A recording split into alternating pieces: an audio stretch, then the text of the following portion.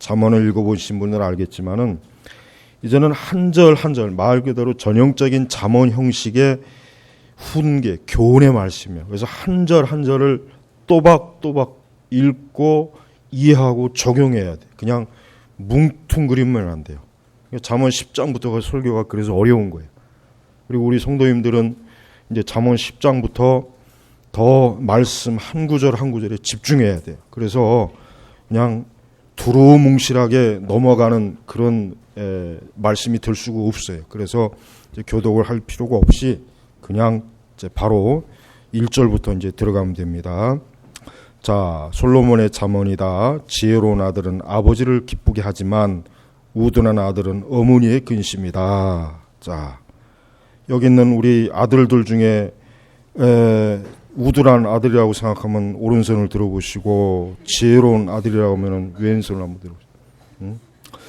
자, 여러분 우리가 예수님을 믿는다 했을 때 대단히 많은 그리스도인들이 놓치고 있는 게 있습니다. 그건 뭐냐면 왜 하나님께서는 우리 그리스도인들에게 왜 이 지혜의 말씀을 왜 주셨을까? 하나님께서는 우리가 하나님의 자녀이기 때문에 이 세상이 알 수 없는 하나님의 지혜로 우리가 이 세상을 지혜롭게 살아가도록 하는 목적으로 이 잠언의 말씀을 주신 거예요. 사실 이 세상에는 잠언이 많아요. 일반적인 잠언도 있고 타 종교에도 역시 이와 같이 간략한 잠언의 말씀이 있어요. 잠언의 글이 있어요.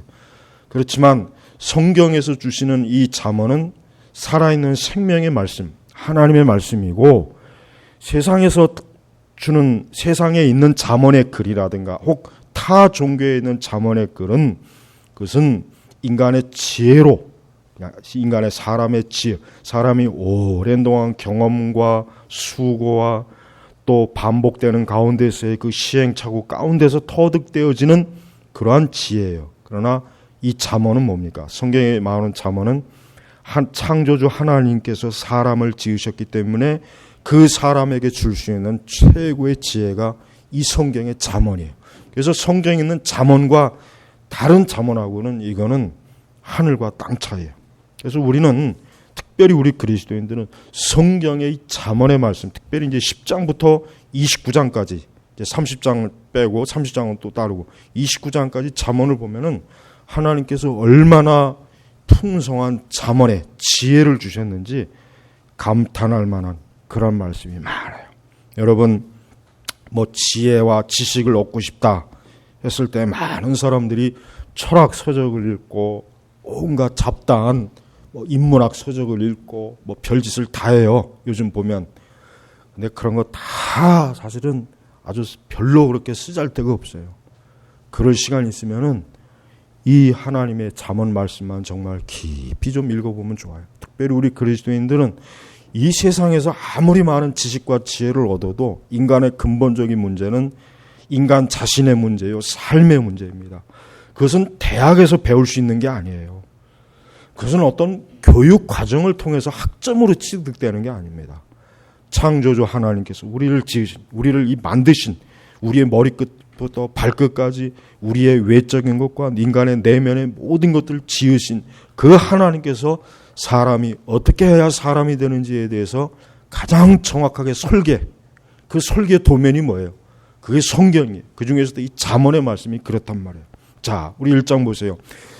자, 누구나 다 아들을 두고 있고 누구나 다 어느 부모의 자식입니다. 마찬가지. 인류는 아담은 누가 부모이겠습니까?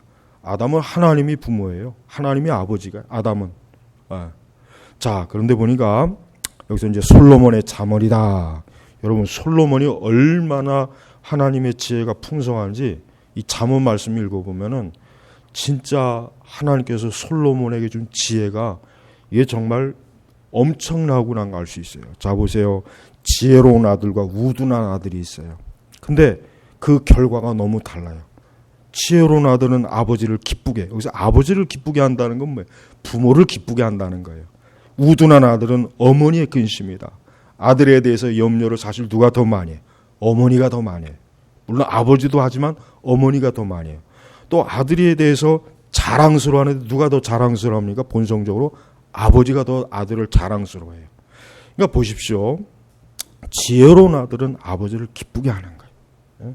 여러분, 아버지를 기쁘게 한다는 건 뭐겠어요? 그것은 굉장히 유익한 거예요. 즉 자녀는 아버지를 기쁘게 해야 돼요. 일반적 보편적 심성에서 아들을, 그러니까 자녀, 여기서 우리가 보통 아들이라고 하는데 이거는 아들, 딸 구분 없이 그냥 다 같이 취급해도 괜찮은 문제. 그중 뭐 그럼 딸은 뭐 아무것도 아니냐, 그런 생각을 하면 안 됩니다. 그건 전혀 아니에요. 다만 이제 구약적 배경에서는 옛날엔 아들이 이제 거의 그 자녀의 거의 첫 번째 권리를 아들들에게 줬잖아요. 장자부터 해가지고. 딸은 뭐 거의 뭐 그냥 있는지 없는지 거의 취급을 안 했죠. 옛날 그건 뭐 고대 어느 세계나 다 마찬가지였어요. 그러나 우리가 이 말씀을 해석할 때는 이 아들이라고 하는 것은 남자이든 여자아이든 똑같아요. 자, 지혜로운. 벌써 지혜롭다는 게 뭐예요? 지혜롭다는 건 뭐예요?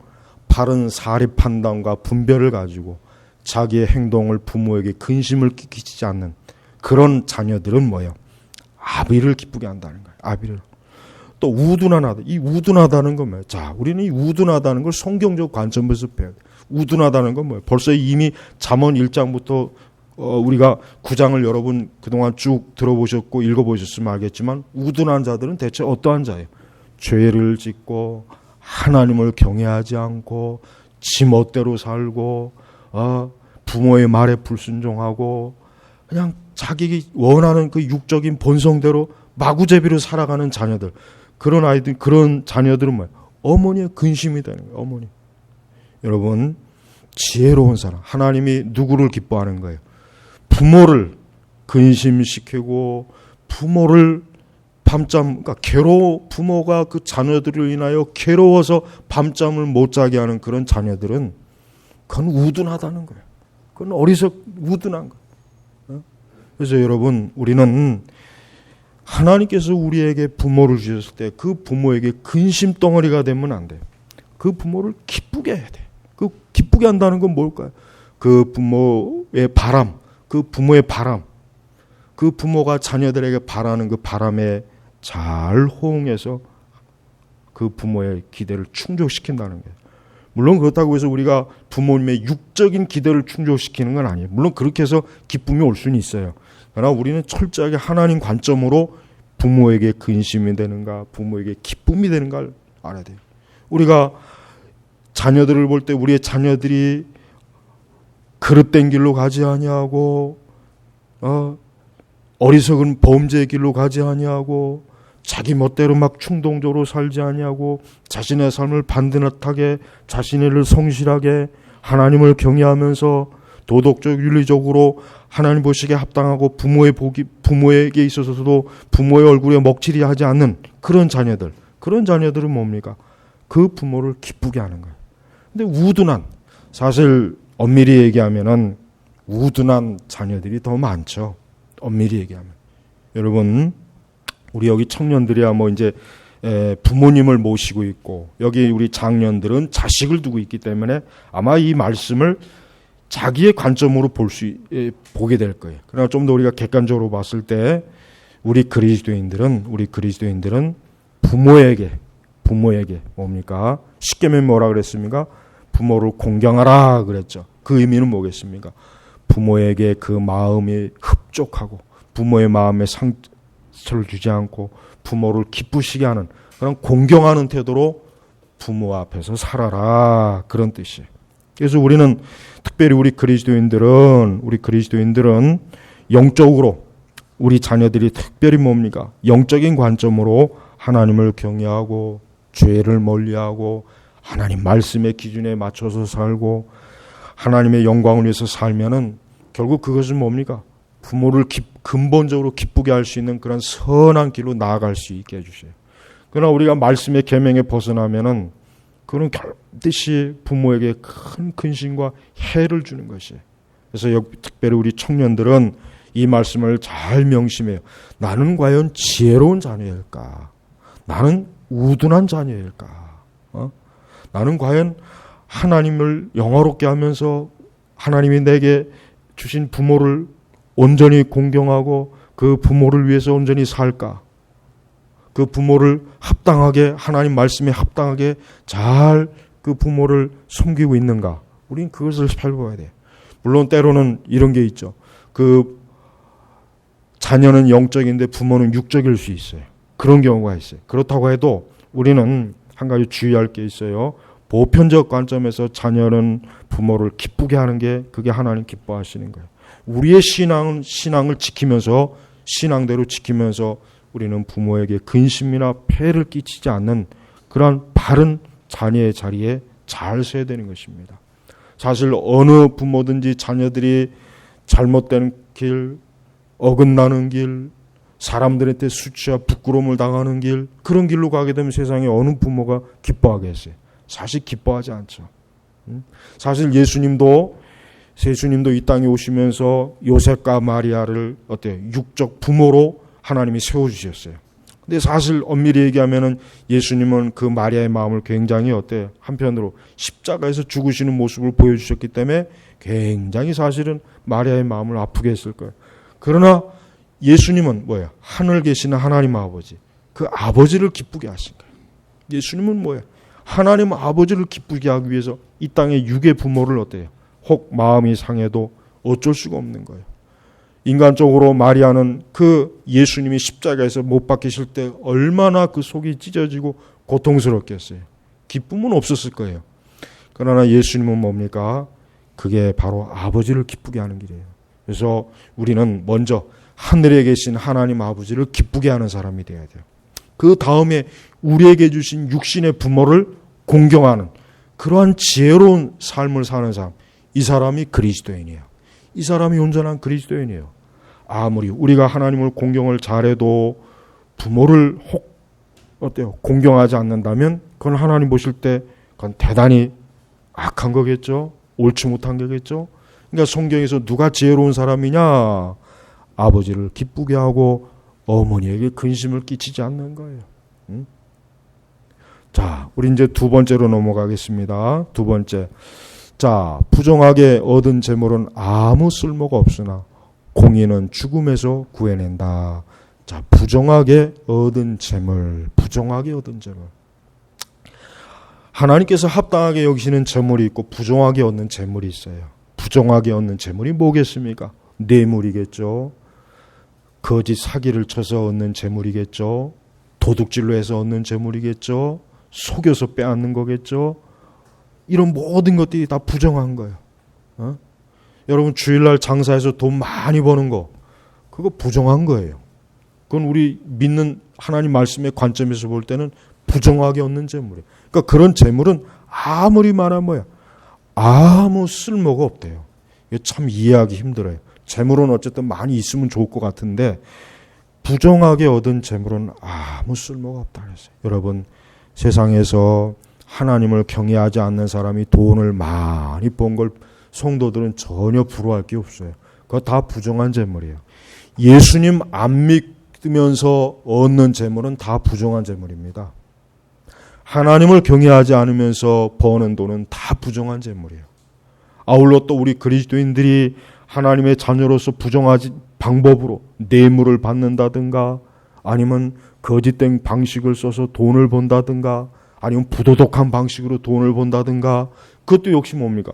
부정한 재물. 근데 뭡니까? 그게 조금이라도 좀 쓸모가 있으면 좋은데 아무 쓸모가 없으나 그러니까 하나님 보실 때 사람이 부정한 방식으로 재물을 얻어봐야 그거는 쓸모가 없다는 거예요. 쓸모가 없다는 건 뭐예요? 무용지물이래. 무용지. 그러니까 부정한 재물은 없는 게 더 좋다 이거예요. 없는 게. 그러나 지금 세상은 어디 그렇습니까? 우리가 사는 세상의 세계관이나 가치관은 뭐예요? 뭐 부정하든 뭐든 무조건 재물이 많으면 좋다는 생각. 이게 바로 세속적인 거예요. 그러나 기독교적인 세계관에서는 이제 여기서부터 구별해야죠. 아하, 하나님 말씀에 보니까 부정하게 얻는 재물은 아무 쓸모가 없다 그랬으니까 내가 돈을 벌어도 부정한 방식으로는 벌지 말자. 돈을 얻어도 하나님 보시기에 합당하지 않는 거짓, 사기를 친다거나 아니면은 불로소득이라든가 아니면 이런 잘못된 방식으로 얻어지는 재물에 대해서는 이건 아무 쓸모가 없는 것이다. 이건 있으면 안 된다 하고 단호하게 그것을 버리고 아예 딱 끊을 줄 알아야 되는데 그렇지 않게 되면 이제 그때부터 이제 죄가 되는 거예요. 그때부터. 그러니까 여러분, 우리는 불의의 재물로 이 세상에 아무리 여러분 재물을 많이 벌면 뭐 하겠어요? 전쟁, 테러, 공황, 파산. 여러분, 이 세상의 경제 흐름을 가만히 보면은 진짜 이 하나님 말씀이 맞아요. 인류가 많은 돈을 쌓으면 뭐 하겠어요? 전쟁으로 다 허비해요. 네. 그게 다 결국은 무용지물이 되는 방식으로 다 그냥 흩어져 버려요. 그러니까 여러분, 부자이든 가난한 자든 부정하게 얻는 재물을 가지고 싸울 수 있는 건 아무것도 없어요.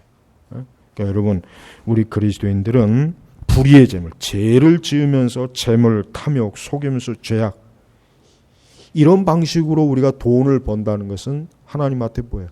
합당한 게 아니에요.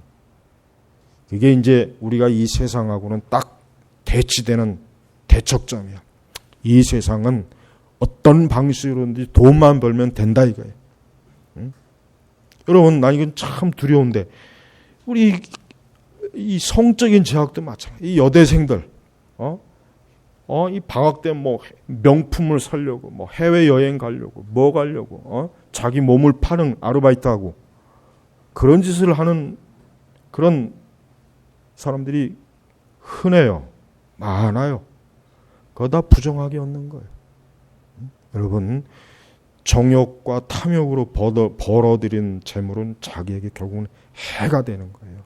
그런 짓은 정말 무서운 죄악을 알아야지 그걸 아무렇지도 않게 그저 돈만 벌면 되지, 돈만 있으면 되지, 돈만 있으면 명품도 살 수 있고 해외여행도 갈 수 있고 뭐 내가 하고 싶은 거 다 할 수 있지 않느냐. 그게 바로 지금의 이제 세계관이에요. 사람들이 우리 청년들이 갖고 있는 세계관이란 말이에요. 네, 그건 저주예요. 그런 저주받는 생각이나 일은 적어도 교회를 다니는 우리 그리스도인들은 아주 철저하게 끊어야 돼. 그건 저 믿지 않는 정말 불신앙자들. 그러니까 여러분, 이 솔로몬의 잠언은 세상 사람들이 일반적으로 생각하고 하고 있는 그런 가치관과 행동을 전부 다 낱낱이 다 밝혀주고 있어요.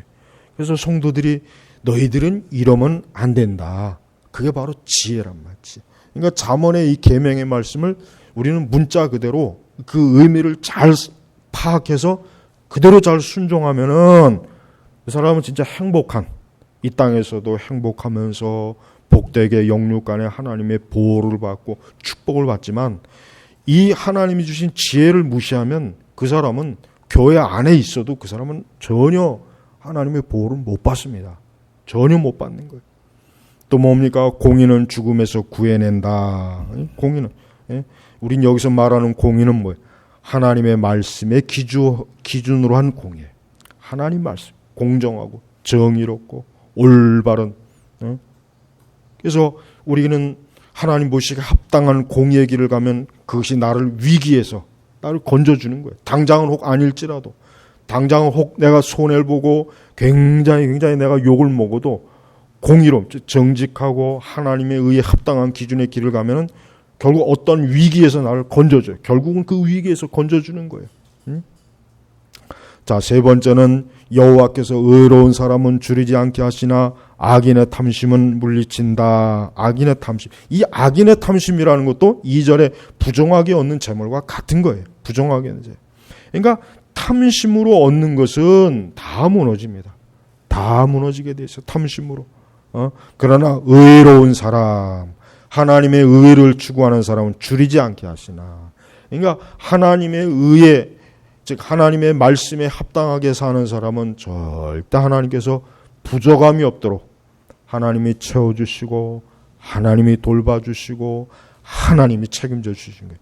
그러니까 의로운 사람은 그 사람 자신에게 혹 아무것도 없고 그 사람 자신이 혹이라도 뭐 정말 제대로 된 뭐가 없다고 해도 그 의롭다고 하는 것 자체가 뭐야? 그게 그 사람이 가지고 있는 가장 큰 재산이에요. 보물이 되는 거예요. 하나님의 축복이 되는 거예요. 그러니까 우리 성도는 의로운 사람. 우리 성도는 의로운 사람. 탐욕적이지 않고 정욕적이지 않고 하나님의 공의를 무시하지 않는 그런 의로운 길로 자기 길을 항상 가도록 해야 돼. 근데 의로운 사람은 어때요? 핍박을 많이 받잖아요. 사실 의로운 사람은 핍박을 많이 받게 돼 있어요. 그러나 우리는 그런 의로운, 예수님 자신이 의로운 분이었어요. 예수님 자신이 의로운 분이었어요. 그러나 예수님이 그 의로웠지만 그 의 때문에 많이 예수님이 핍박받고 결국 십자가에서 죽으셨죠. 그러니까 우리 성도들은 내가 이렇게 하나님 말씀대로 살고 순종하는데 왜 이렇게 어려워? 왜 이렇게 핍박이 있어? 왜 이렇게 손해가 많고 못 되는, 왜 이래? 라고 하지 말고 내가 그렇게 의로운 사람으로 살아가는 것 자체가 이게 하나님의 복이구나 하는 걸 알아야 돼요. 의로워서 뭘 얻었다고 해서 좋아하고 그렇지 못하다고 해서 불평하지 말고 내가 하나님이 아니었으면 내가 나 같은 사람이 이렇게 의로운 걸 어디 알 수 있겠는가? 내가 예수님이 아니었으면 내가 나 같은 사람이 이렇게 의로운 생각, 의로운 길, 의로운 방식으로 내가 살았을까? 아마 그럴 수 없었을 거야. 그것 자체로 감사해야 되는 거예요. 그리고 하나님은 의로운 사람을 지켜줍니다. 여기서 줄이지 않게 하시나 그를 지켜주고 그를 보존해주고 그를 보호해주는 거예요. 보호해주는 거예요. 자, 이제 우리는 4절로 넘어갑니다. 손이 게으른 자는 가난하게 되고 손이 부지런한 자는 부유하게 된다. 여러분, 손이 게으르고 손이 부지런하다는 건 뭐예요? 열심이죠. 게으름은 하나님이 축복하지 않아요. 게으름은 축복하지 않아요. 그래서 뭔가 손이 게으른 자, 손이 게으르다는 건 뭐예요? 아무것도 하기 싫어하는 거예요.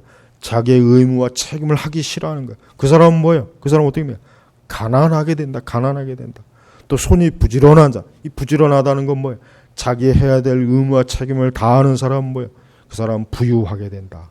사실 세상의 모든 부자들의 특징은 보면 뭐냐면 부지런한 사람이에요. 세상에 믿지 않는 사람들이든 뭐든 간에 부자의 1차적인 특징은 뭐예요? 부지런한 사람입니다. 예. 그러나 부지런하지 못하면 결국 가진 걸 잃어버리더라고요. 이게 보편적 관점이에요. 예.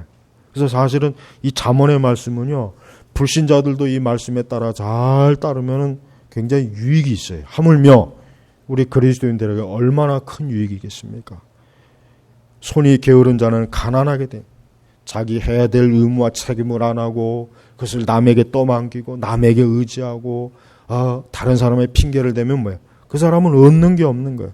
그러나 부지런한 자, 자기의 책임을 잘해야 돼. 우리 성도들은 부지런해야죠. 하나님의 자녀는 하나님의 돌보심과 도우심도 없지만 그렇다고 해서 그것으로 만족하지 말고 우리 스스로가 내가 해야 될 책임을 잘 감당해야 되는 거예요. 근데 손이 게으른 자는 뭐예요? 아무것도 얻지는 못해. 손이 게으른 사람은 어때요? 다른 사람이 그를 돕지 않습니다. 그 사람은 게으른 사람에게 낙인이 한번 찍히면 누구도 그를 도와줄 생각하지 않아요. 여러분, 게으름은 우리 성도들에게 있어서 물리쳐야 돼요. 여러분, 우리가 종교개혁 이후에 여러분 이 청교도들이 어떤 사람입니까? 청교도들은 굉장히 부지런한 사람이었어요. 굉장히 부지런해요. 청교도들은 시간을 항상 절약 아껴요. 그 다음에 자기 해야 될 의무를 철저하게 수행하는 게 이 청교도들이에요. 그러니까 이 청교도들은 나중에 그 후세대들 보면 굉장히 부자들이 많아요. 부자들이 많아요. 근데 그러니까 청교도들이 죄악 중에 가장 싫어하는 죄악 중에 한 가지가 뭐예요? 게으른 죄. 이 게으른 죄. 게으른 자는 자기의 영혼의 생명도 추구하지 않아요. 게으른 자는 말씀도 안 봐요. 게으른 자는 기도하기도 싫어합니다. 게으른 자는 예배를 드리는 것도 귀찮아요. 그러니까 게으름이라고 하는 것은 영적으로도 해로운 것이고 육신적으로도 해로운 것이에요. 그러니까 성도는 부지런해야 돼요. 하나님은 부지런한 성도에게 영육간에 하나님께서 그를 돌보십니다. 부지런해야 돼요. 자기 해야 될 일을 잘 감당해야 되는 거예요. 자기의 의무를 남에게 전가시키지 말고 내가 해야 될 일을 내가 잘 감당하는 사람은 그 사람은 하나님의 공의의 축복을 받게 돼 있는 것입니다. 그러면서 5절에 보니까 여름에 거두는 자는 현명한 아들이나 추수 때 잠자는 자는 부끄러운 아들이다. 여름에, 여러분 농사 지을 때 이 여름에 농사꾼들이 쉬는 거 봤습니까? 가을에 추수 준비를 부지런히 하잖아요. 근데 이 미련한 아들, 어머니의 근심이 되는 우둔한 아들은 어때요? 추수 때 잠자요. 여러분 추수 때는 이런 말도 있잖아요. 그 무슨 말이죠? 고양이의 손도 빌리고 싶다 그러나 강아지의 손도 빌리고 싶다 그러나 너무나 이게 할 일은 많은데 이 사람이 부족할 때 하다못해 짐승이라도 빌려 손이라도 빌려서 일하고 싶다는 거예요. 근데 이 추수 때 잠을 자고 있으면 이건 뭐야? 수치와 부끄러움이 되는 거예요. 추수 때는 잠을 잘 때가 아니죠. 추수 때는 언제 뭐 해야 될 때입니까? 부지런할 때. 추수 때는 부지런해야 돼. 부지런하게 추수해야 돼요. 여러분 영적으로 우리 성도들에게 추수할 때가 있어요. 우리가 영적으로 추수할 때가 있어요. 성도들은 자기가 건강하고 힘이 있고 자기가 기회가 모든 게 주어졌을 때 부지런히 영적으로 하나님을 위해서 많은 것들을 추수할 줄 알아야 돼요. 근데 그 좋은 시절을 다 보내고 이제는 아무것도 없는 빈털터리가 그때 가서 추수하겠다고 대답해야 얻을 게 아무것도 없는 거예요. 네. 그래서 여러분 우리는 추수 때에 잠자는 자가 되지 않아야죠. 추수 때에 부지런해야 돼. 손을 놀리지 말아야 돼. 우리 성도들이 이 땅에서 하나님이 주신 그 좋은 때가 있어요. 그 좋은 때는 추수할 때. 그러나 그때 기도하지 아니하고 그때 말씀에 열심을 내지 아니하면 나중에 거두질 못해. 그건 어리석은 것이란 말이에요. 그래서 여러분 우리는 현명하고 지혜로운 부끄러움을 끼치는 자가 되지 않으려면 추수 때 잠을 자지 말아야 돼요. 우리는 하나님께서 지금 우리에게 주신 이 모든 시간과 기회가 지금 추수할 때. 지금은 잠을 잘 때가 아니에요. 지금은 하나님의 말씀으로 영적인 열매를 부지런히 맺어서 하나님께 영광을 돌릴 때야 돼요.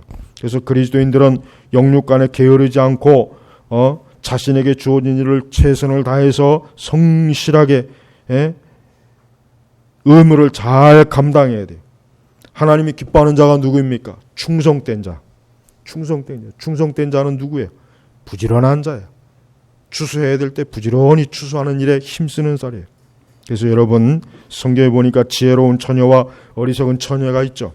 어리석은 처녀들은 이 사람들은 뭐예요? 자기의 시간의 의무를 지키지 않았어요. 자기들의 그 신랑을 맞이해야 될 그 의무를 지키지 않고 그때 잠을 자버린 거예요. 그래서 결국은 신랑이 올 때 맞이하지 못했잖아요. 그러나 지혜로운 처녀들은 어때요? 신랑 오실 것을 오직 거기에만 준비를 다 쏟았어요. 게으르질 않았어요. 결국 신랑을 맞이하는 영광과 축복을 얻지 않습니까? 마찬가지입니다. 우리는 우리 세대에 주어진 영적인 의무를 잘 감당할 줄 알아야 돼요. 또한 우리에게 주어진 모든 책임을 잘 감당해서 내가 부끄러움을 끼치지 않아야 돼요. 내 자신이나 내 가족이나 내가 다른 사람에게 부끄러움과 수치와 폐해를 끼치지 않도록 부지런하고 열심히 있는 사람이 되어야 됩니다. 6절로 넘어갑니다. 의인의 머리에는 복이 임하지만 악인의 입에는 강포가 숨어 있다. 의인의 머리에는. 그러니까 하나님께서는 하나님의 말씀에 따라 신앙의 길을 가고 하나님을 경외하고 자기의 책임을 다하는 사람에게는 복을 줘요. 그냥 모든 면에서 주는 거예요. 모든 면에서. 그러니까 여러분 이 세상은 사람 스스로가 잘한다고 해서 잘 되는 게 아니에요. 하나님이 도우시지 않으면 안 돼. 인간은 너나 나나 할 것 없이 하나님의 섭리 아래 있어요. 섭리 아래 있어요. 아무리 똑똑하고 모든 조건이 좋아도 안 되는 사람은 안 돼요. 그 왜 그런지 아십니까? 그건 하나님이 가로막기 때문에 그래요. 사람은 자기가 잘나서 되는 게 아니에요. 특별히 우리 그리스도인들은 이 천지의 주제이신 만유의 주가 되시는 창조주 하나님, 우리의 구주가 되신 그리스도께 전적으로 자기의 생애를 맡겨서 그분에게 합당한 사람, 그분의 의를 추구하는 사람, 그분의 길을 따르는 사람이 모든 만사를 그에게 유리하게 좋게 해주는 거예요. 그러니까 우리는 하나님을 절대적으로 의지해야지 사람을 의지하거나 환경을 의지하거나 다른 배경을 막 쫓아다니는 사람, 그 사람은 어리석은 거예요. 특별히 하나님 믿는 사람은 그런 짓 하면 안 되겠죠. 하나님 믿는 사람은 죽으나 사나 나의 죽고 사는 것은 그리스도에게 달려있다. 나의 죽고 사는 것은 오직 하늘의 왕 되신 주 하나님 아버지 손에 내 모든 것이 달려있다. 이런 믿음을 가지고 살아야 된단 말이에요. 그러니까 의인의 머리에는 복이 임하지만 또 7절에 보니까 의인을 기억하면 칭송이 나오지만 악한 사람은 그 이름조차 망각된다. 6절에는 악인의 배는 강포가 숨어있다. 악한 사람은 그 이름조차 망각된다. 그러니까 성경에서 이 악인, 특별히 잠언에서 말하는 악인들은 뭐야? 하나님을 경외하지 않는 사람이 악인이에요. 하나님을 경외하지 않는 사람, 하나님을 사랑하지 않는 사람, 하나님의 계명을 따르지 않는 사람, 그건 악인이에요. 그가 뭐 어떠한 신분과 직위를 가지고 있던 악인이 악인. 그 사람은 부끄러운 사람이에요. 그 사람은 나중에 그 이름조차도 잊어버려요. 알지도 못해. 그러나 의로운 사람은 뭐예요? 의로운 사람은 그 이름이 기억된대.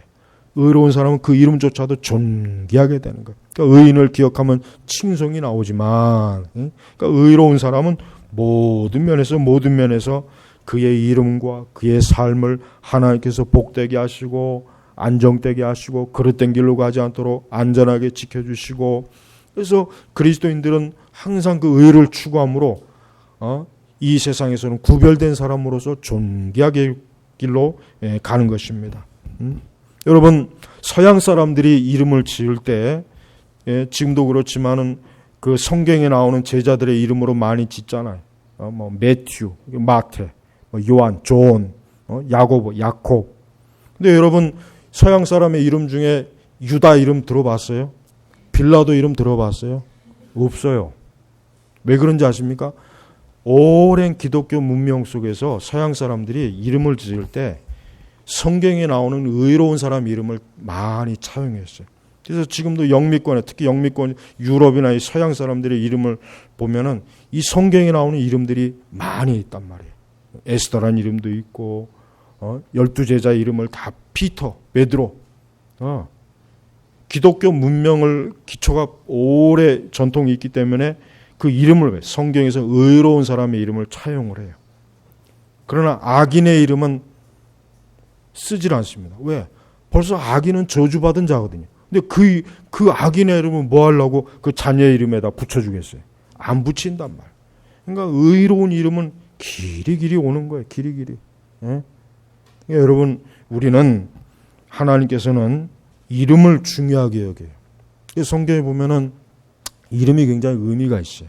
하나님 자신의 이름도 중요하지만 하나님께서는 악인에게는 악인에게 맞는 이름을 부여해 주셔요. 그러나 의로운 사람에게는 그 의로운 사람에게 어울리는 이름을 붙여준단 말이에요. 그래서 여러분, 이름은 이렇게 중요한 거예요.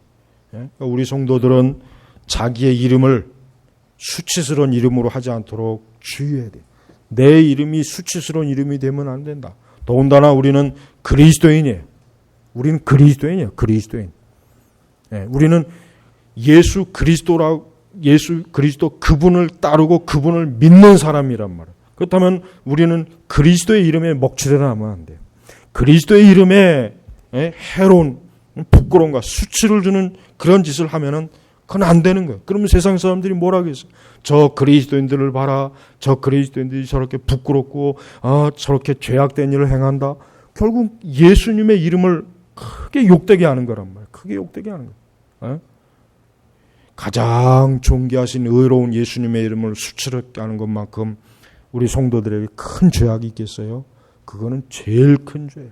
그 어떤 죄보다도 그거는 정말 부끄러운 죄란 말이에요. 그러니까 우리는 그런 죄를 짓지 말아야 돼요. 8절에 보면은 마음이 지혜로운 자는 명령을 받아들이지만 어리석은 수다쟁이는 패망한다. 그러니까 말이 많은 사람은 하여튼 어리석고 미련하고 패망. 이 성경에 보면 하여튼 항상 이 말이 많은 사람, 수다쟁이. 이 철로역정에도 수다쟁이 나오죠. 이 말이 많은 사람. 근데 이 말이 많다는 것은 대체로 그 모든 말들이 뭐예요? 쓸모없는 말. 전혀 백해무익한. 오히려 그 많은 말들이 어디예요? 오히려 다른 사람의 영혼을 해치고 그의 마음을 해치고 다른 사람을 힘들게 하고 시험을 주고 근심을 주고 염려하게 하는 말들이 많이 쏟아지는 거예요. 그러니까 여기서 보니까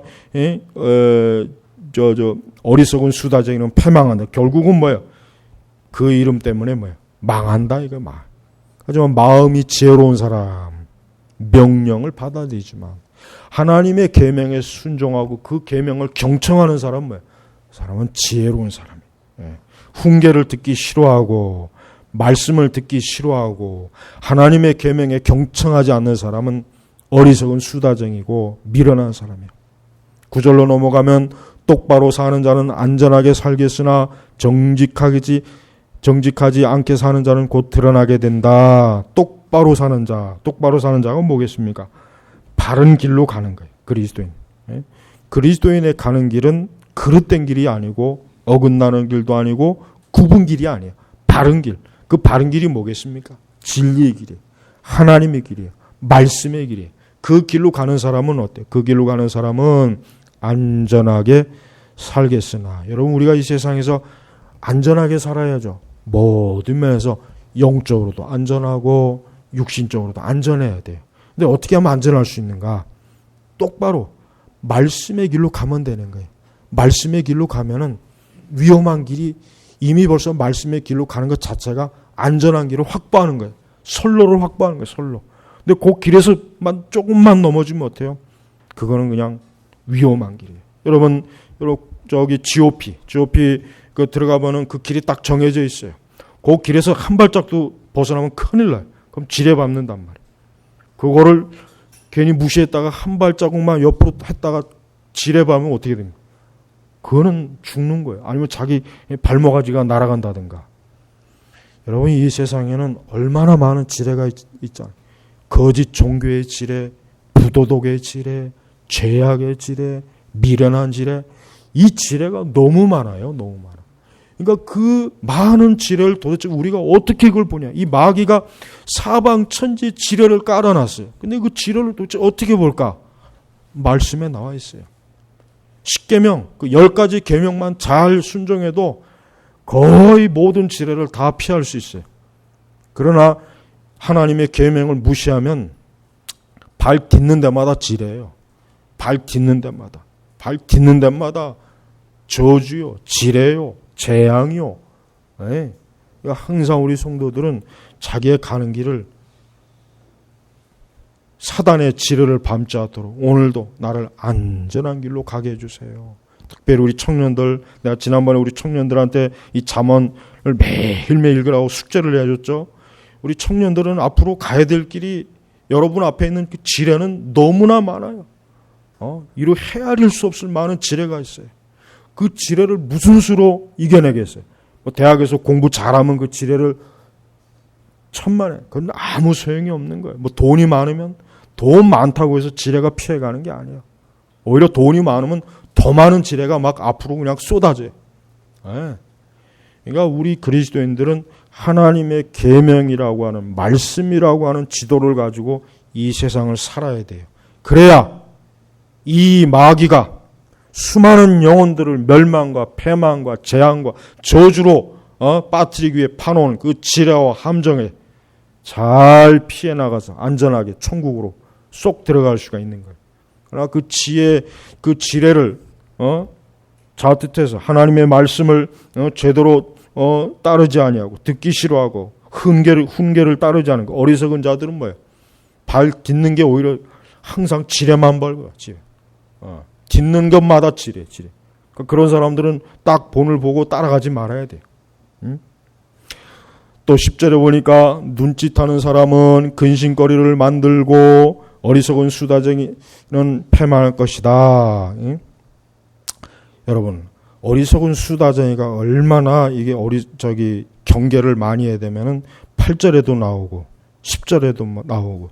그러니까 어리석은 수다쟁이는 패망한다는 말을 2번이나 반복했어요. 2번. 어리석은 수다쟁이들이 누구겠어요? 거짓된 거짓 교사들, 이단의 교주들, 이 자들이에요. 하나님의 말씀을 거짓으로 가르치는 자들, 이간질을 하고 거짓말을 하고 사람들을 뒤에서 교묘하게 속여가지고 불화하게 만들고 싸우게 만들고 오해하게 만들고, 이 사람들이 잠깐은 자기들의 꾀로 잠깐은 돋보일 수 있지만 결국 뭡니까? 패망한다. 이 어리석은 수다쟁이의 특징이 뭡니까? 교활하고 음흉하고 위선자예요. 쓸데없는 말과 악한 말들을 떠들어대는 거예요. 그래서 철로역정에도 이 수다쟁이들을 경계하라는 그런 교훈이 있잖아요. 오죽하면 번연히 이 수다쟁이를 경계하라고 거기다 집어넣었을까? 여러분, 이 세상에는 이 어리석은 수다쟁이를 따라가는 사람들이 많아요. 이 방송에서도 무슨 강의라든가 토크쇼라든가 이런 걸 가만히 보면 내가 볼 땐 하나같이 다 어리석은 놈들이에요. 그런 자들의 말을 듣고 감동을 하고 거기에 뭔가 대단한 게 있는 것처럼 경청을 하는, 특별히 청년들을 보면 아주 참 염려가 돼. 여러분, 우리 사회에서 요 몇 년 사이에 우리 사회에서 좀 자칭 좀 발언을 하는 사회적 인물이 있어요. 연예인 가운데도 있고 하여튼 몇몇 떨거지들이 있는데, 그런 사람들을 열광적으로 추종하는 사람들, 그건 어리석은 거예요. 그건 미련한 거예요. 곧 그들의 정체가 드러날 거예요. 이 세상은 어리석은 수다쟁이들이 수많은 영혼들을 어때요? 어리석고 그릇된 길로 이끌어요. 우리는 천주교의 신부나 사제들의 말을 들으면 안 됩니다. 이단 교주들의 말을 들어도 안 됩니다. 우리를 잘못된 길로 선동질하는 사람들의 말도 종교적 선동질하는 사람 말을 들어서도 안 돼요. 오직 진리의 말씀. 세례 요한이 광야에서 어느 날 갑자기 외칠 때 많은 사람들이 세례 요한의 말씀을 들었죠. 세례 요한은 어떤 사람이에요? 지혜로운 사람이에요.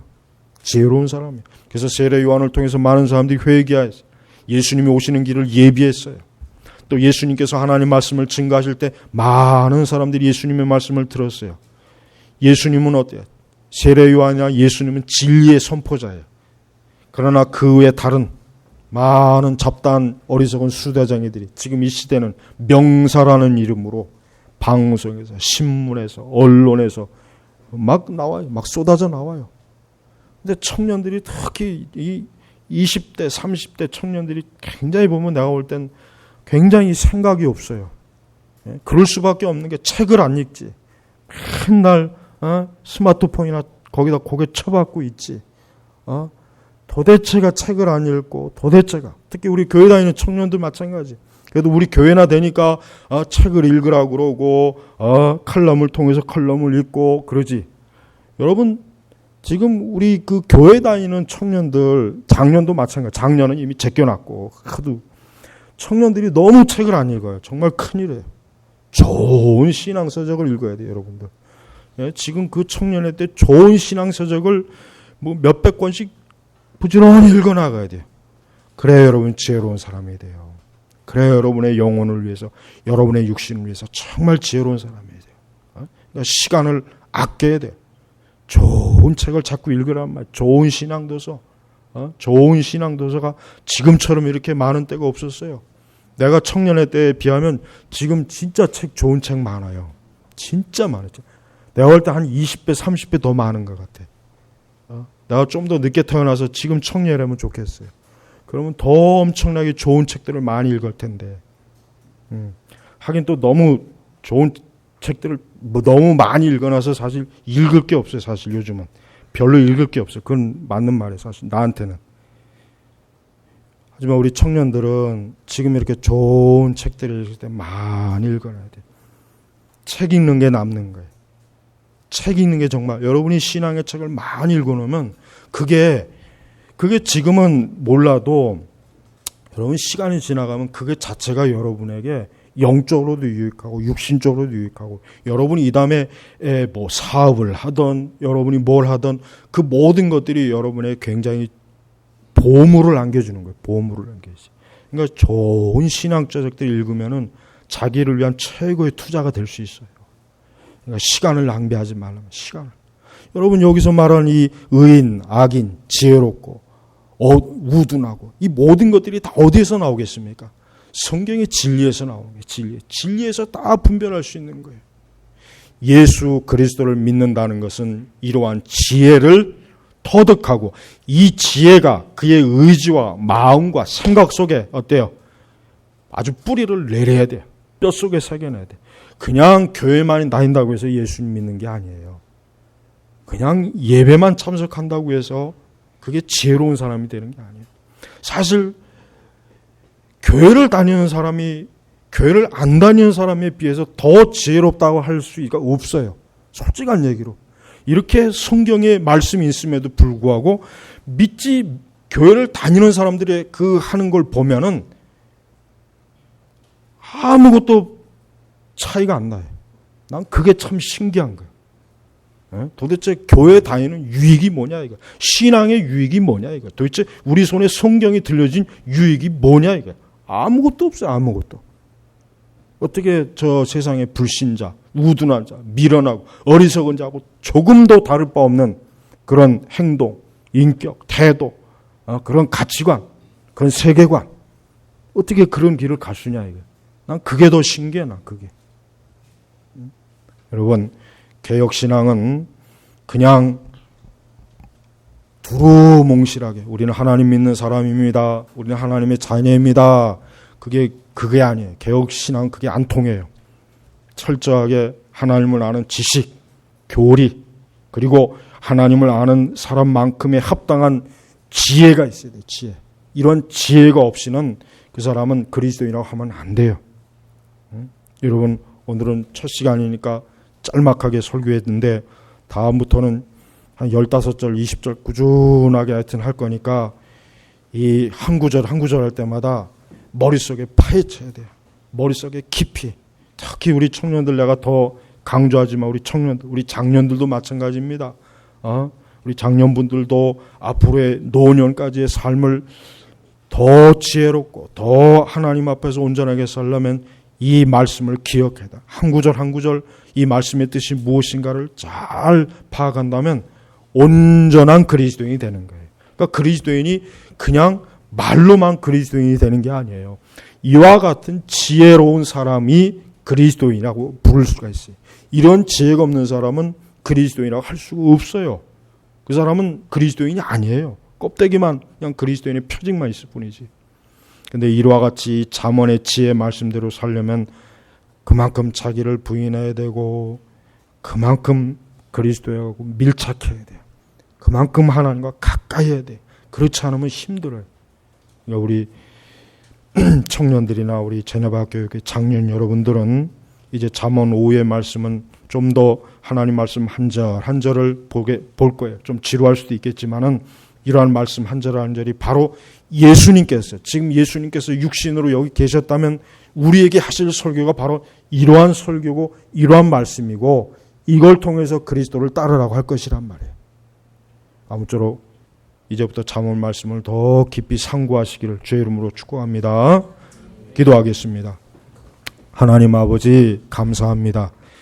돌이켜보면은 참으로 하나님을 믿으면서도 지혜 없는 그런 삶을 참으로 많이 꾸준하게 열심으로 살았습니다.